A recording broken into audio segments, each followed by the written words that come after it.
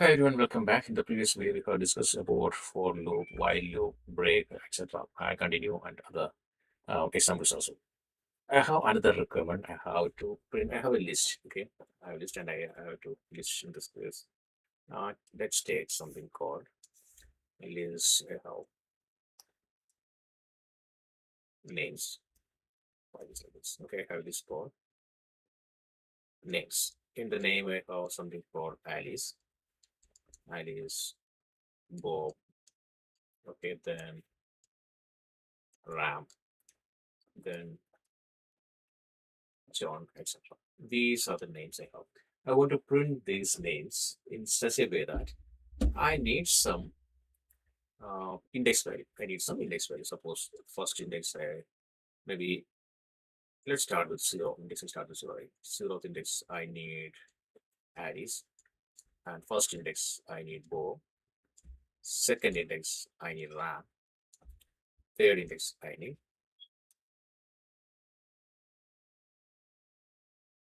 John. This is how I need to print. In this case, what I can do is I have the names. I can give for I in we have something called enumerate.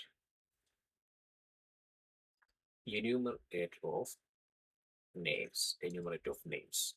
Then print this value. Enumerate of this one and print. We can say what do you want to print. Print. You may need to print. I want to print like this. What I'm going to do is I'm going to iterate through this list for I, comma, because we need this index value, right? I, comma, then name from where enumerate of names, enumerate of names, and starts equal to 0. We can give like this. Then what we can give, then print. Then we can say I, okay, I colon. Then we have to give name. This will print like this. This will print like this. Let's go ahead and execute and see whether it will give the proper output or not. Then we will come back. Let's open our this one. Here I have something called names. Names equal to Alice, Bob, Carol, etc. Okay, that's absolutely fine, no issues. For I, comma I, comma name in enumerative name and start with number 1. Or if you let's see like this. Let's not start. Let's see what is output we are going to enumerate. Then print. We can say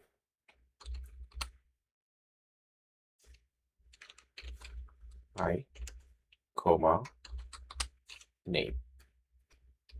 Let's see what it is going to print. I don't need this one. See here, I don't need this one. No. If you're using F string, then we can give this one. Otherwise, just if you want only this one, then like this. 0 position Alice, 1 Bob, 2 Carol. Suppose if you want to start from a specific point, then we have to give start equal to 1. Then this loop is going to start. That loop means this index value is going to start from 1. 1 is Alice, 2 is Bob, 3 is Carol. This is what the use of enumerate. Suppose if you want to give some index value to the output you're going to print, then we can use enumerate. There is an opposite one thing is there. Let's go to the board and discuss about that. If you see, suppose this is in case of zip, okay, zip. Let's go ahead and take two variables, okay. I have something called, I have an example, let's take the same example, keys and values, key name, ACT, yeah. I have something called keys and values. Instead of keys, we can take key, okay, key and value. Key equal to, this is a list of value. I can take it as not the dictionary. You can take it as a list of value, both of them, okay. Key, we can say name, then age, and then city. These are the key. And what are the values? Values we have John and age 30 and city. Or city, we can say Toronto. Toronto. This is what we have to see. I want to print this in key and value format. Key value format using for loop. Using for loop. How to do that? This is what we're going to see. In this case, suppose if you want to see like this, then for k comma value in zip of key comma value, we are going to zip them together. We are going to zip key and value together and print. Then we can say key. We can say what are the separator we need. We can give this one value. What are the separator we need? We can give that value. Let's go ahead and see how to do this. Suppose I'm going to take this example. We have the keys name, age, and city. Alice, that in your for k comma v in zip of, then we're taking this as a tuple. No, this is not a zip of keys comma values. Then it is going to print this one.